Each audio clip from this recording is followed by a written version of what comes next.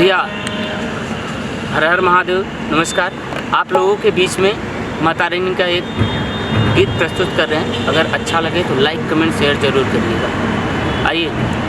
अरे मथवा पे हथवा माई धैले रही कीरी पाबा, नैले रही सरह गुन सा जैले रही हो।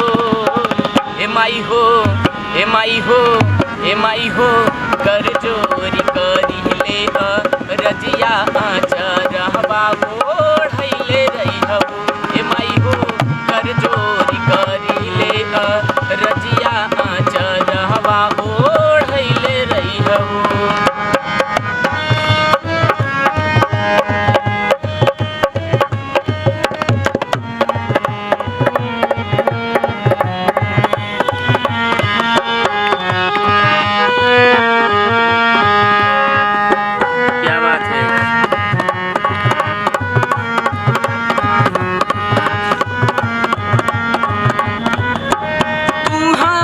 माई हो हम तो हर लाल हो,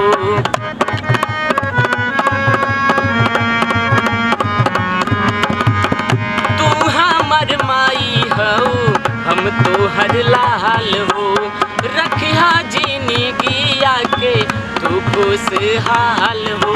और का भैया, अरे बेटन के पगहरी बा चैले रही बुधिया बा ढैले रही सरह गुन सा जैले रही हो।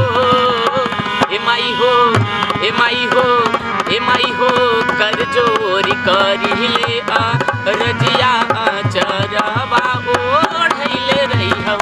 ए माई हो, कर जोरी करी